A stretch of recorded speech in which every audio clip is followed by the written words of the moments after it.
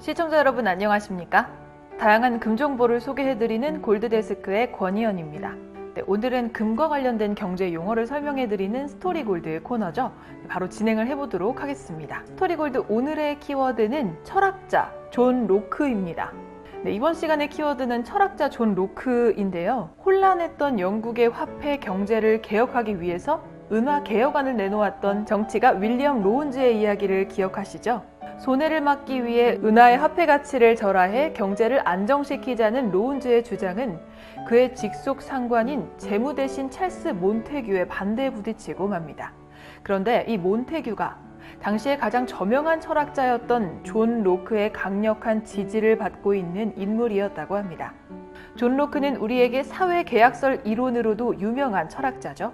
존 로크의 사회계약설이 화폐 개혁 논쟁에서도 그 영향을 발휘했습니다. 사회계약설의 내용을 자세히 들여다보면 하늘이 내린 자유는 인간이 태어나면서부터 갖고 있는 것으로 포기할 수 없으며 자연이 인간에게 준 권리라는 주장인데요. 따라서 사회가 구성되기 이전의 자연 상태에서 구성원들의 권리와 이익을 보장하기 위해 사회라는 것이 형성되었고, 이렇게 만들어진 사회는 오직 개인의 권리와 이익을 보장하는 수단으로서만 역할을 해야 한다는 내용입니다. 그래서 로크는 진정한 화폐 역시 변화를 더하지 말고 기존의 방식을 그대로 유지할 것을 강조했습니다. 또한 로크는 화폐란 반드시 금과 은으로 만들어야 한다고 주장하며 1실링이 대표하는 은의 고정된 중량이 영원히 변하지 않아야 한다고 말했습니다. 만일 구화폐 1실링을 신화폐 1실링으로 똑같이 바꾸지 못한다면 이는 정부가 개인의 재산을 갈취하는 것이나 다름이 없다고 주장하기도 했죠. 은 함량을 낮추고 액면가는 그대로 유통하자는 로운즈의 건의는 당시에 국가의 적자를 안고 프랑스와 전쟁 중이었던 영국 정부를 대변하는 논리이기도 했습니다. 하지만 로크의 반대에 밀려 그의 주장은 결국 실현되지 못했습니다.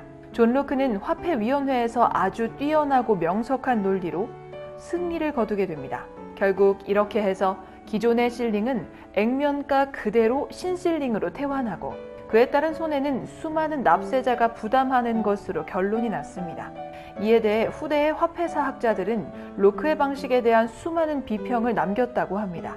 하지만 당시의 영국엔 후회할 틈조차 없었다고 하는데요. 나라는 더욱더 빠른 변화의 길로 접어들게 됩니다. 화폐 개혁의 대변화의 바톤을 이어받을 사람이 등장합니다. 그는 바로 과학자 아이작 뉴턴입니다. 다음 시간에 아이작 뉴턴과 함께 시작된 새로운 화폐 시장의 변화에 관해 함께 이야기 나눠보도록 하겠습니다. 지금까지 스토리골드 코너였습니다. 네, 여러분 오늘은 스토리골드 코너로 짧게 한번 만나봤는데요. 영국에 대한 이야기를 계속 진행하고 있는데 화폐 개혁은 영국과 아주 밀접한 관련이 있는 내용이기 때문에 한번 쭉 천천히 흐름을 따라 가보도록 하겠습니다. 스토리골드 코너도 많은 응원 부탁드리고요. 다음 시간에는 한 주간의 금 시세 동향에 관해 또다시 방송하러 찾아오도록 하겠습니다. 오늘 영상이 마음에 드셨다면 좋아요와 구독 버튼 그리고 알림 설정 꼭 부탁드리고요. 주위에도 많이 소문내주세요. 여러분 시청해주셔서 감사합니다.